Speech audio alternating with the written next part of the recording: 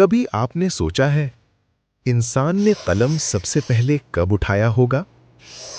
وقت کو گننے کا تصور، علم کو محفوظ رکھنے کا سلیقہ، یہ سب پہلی بار کس نے سکھایا؟ سوچئے، جب انسان صرف زندہ رہنا سیکھ رہا تھا تب کسی نے اسے سوچنا بھی سکھایا۔ ایک ایسا شخص جو اپنے دور سے آگے تھا، جس کا ذکر زمین سے زیادہ آسمانوں میں ہوا۔ آج ہم بات کریں گے حضرت ادریس علیہ السلام کی۔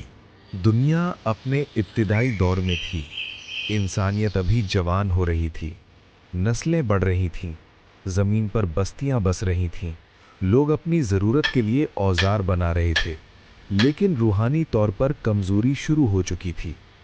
روایتوں کے مطابق ادریس علیہ السلام کا نسب حضرت آدم علیہ السلام تک جا کر ملتا ہے۔ ان کا سلسلہ نسب کچھ اس طرح بیان کیا جاتا ہے: ادریس بن یارد بن مہاعلیل بن قنان بن انوش بن شیش بن آدم علیہ السلام۔ اس طرح وہ حضرت آدم علیہ السلام کے پوتے کی نسل میں سے تھے۔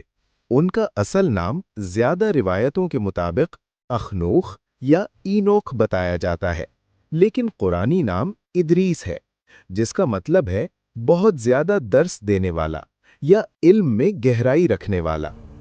کچھ اسلامی روایتوں اور تاریخی روایت کے مطابق ادریس علیہ السلام نے تقریباً 365 سال زندگی گزاری۔ یہ دور وہ تھا جب انسان کی عمریں آج کے مقابلے میں کافی لمبی ہوتی تھیں۔ ان کی زندگی صرف لمبی نہیں تھی، بلکہ ہر سال عبادت، علم اور دعوت میں گزرا۔ بچپن سے ہی ان کا مزاج مختلف تھا۔ وہ گہری سوچ رکھتے تھے، آسمان کو دیکھتے، ستاروں کی حرکت پر غور کرتے، وقت کے گزرتے لمحوں کو محسوس کرتے۔ روایت میں آتا ہے کہ اللہ نے انہیں ستاروں کے نظام اور وقت کے حساب کا علم دیا۔ کچھ علماء کہتے ہیں کہ وہ سب سے پہلے شخص تھے جنہوں نے سال کو دنوں میں تقسیم کیا اور وقت کا حساب سمجھایا۔ ان کا علم صرف روحانی نہیں تھا، دنیاوی بھی تھا۔ کہا جاتا ہے کہ وہ سب سے پہلے شخص تھے جنہوں نے قلم سے لکھا۔ انہوں نے لوگوں کو لکھنے اور علم کو محفوظ کرنے کا طریقہ دیا، کپڑے سلنے کا ہنر سکھایا، ہتھیار اور اوزار بنانے کی بنیادی سوچ دی، شہری نظام اور ماپ تول کا طریقہ بتایا۔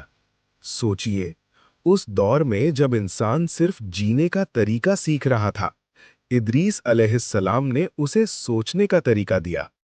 لیکن ان کی اصل دعوت دنیا سدھارنا نہیں تھی، بلکہ دل سدھارنا تھی۔ لوگ دھیرے دھیرے اللہ کی سیدھی عبادت سے ہٹنے لگے تھے، شرک کا بیج بویا جا رہا تھا۔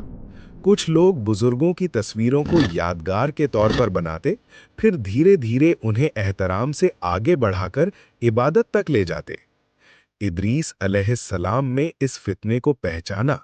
وہ لوگوں کے درمیان کھڑے ہوتے اور کہتے، ایک ہی رب ہے، اسی نے تمہیں پیدا کیا، اسی کی طرف تم لوٹ کر جاؤ گے۔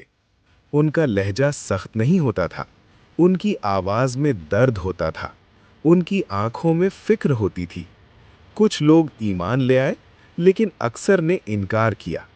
ان کا مذاق بنایا گیا، انہیں کہا گیا کہ وہ اپنے آپ کو زیادہ پاک سمجھتے ہیں، لیکن انہوں نے کبھی تکبر نہیں کیا۔ وہ روز اپنے رب کے سامنے جھکتے اور کہتے، یا اللہ میری قوم کو ہدایت دے۔ روایت میں آتا ہے کہ ان کی عبادت کا اجر اتنا زیادہ تھا کہ ہر روز ان کا عمل آسمان تک اٹھایا جاتا اور فرشتے حیران ہوتے۔ ان کا ذکر آسمانوں میں ہونے لگا۔ ایک روایت میں آتا ہے کہ ان کا تعلق ایک فرشتے سے گہرا ہو گیا جو ان کے عمل کو لے کر جاتا تھا۔ انہوں نے اس فرشتے سے پوچھا کہ موت کا حال کیا ہوتا ہے۔ انہوں نے چاہا کہ وہ روح قبض ہونے کا منظر دیکھیں تاکہ یقین اور گہرا ہو جائے۔ کچھ روایتوں میں بیان ہوتا ہے کہ اللہ نے انہیں چوتھے آسمان تک اٹھا لیا۔ اسی لیے جب نبی کریم صلی اللہ علیہ وسلم معراج کے سفر پر گئے تو چوتھے آسمان پر ادریس علیہ السلام سے ملاقات ہوئی اور انہوں نے رسول اللہ صلی اللہ علیہ وسلم کا استقبال کیا۔ قرآن میں اللہ نے ان کا ذکر سورہ مریم اس طرح کیا: وَاذْكُرْ فِي الْكِتَابِ إِدْرِيسَ إِنَّهُ كَانَ صِدِّيقًا نَبِيًّا۔ वरफ़अनाहु मकानन अलिय्या, यानी और किताब में इदरीस का जिक्र करो, वो सच्चे नबी थे और हमने उन्हें बुलंद मकाम पर उठा लिया। ये बुलंदी सिर्फ जिस्म की नहीं थी, मकाम की थी। उनकी सच्चाई, उनका सब्र, उनका इल्म और उनकी इबादत ने उन्हें वो रुतबा दिया जो कम लोगों को मिलता है। उनकी जिंदगी का हर हिस्सा एक पैगाम है। उन्होंने 365 साल जीकर ये साबित किया कि लंबी जिंदगी का मतलब सिर्फ सालों की तादाद नहीं होती, बल्कि हर साल का मकसूद होता है। आज अगर हम उनकी जिंदगी को देखें तो एक अजीब मुकाबला नजर आता है। आज इंसान के पास टेक्नोलॉजी है, कंप्यूटर है, इंटरनेट है, इंफॉर्मेशन हर जगह है, लेकिन सुकून कम है, तवाज़ो कम है, सजदे कम है। इदरीस अलैहिस्सलाम ने इल्म को इबादत से जोड़ा, तरक्की को शुक्र से जोड़ा, सोच को सजदे से जोड़ा।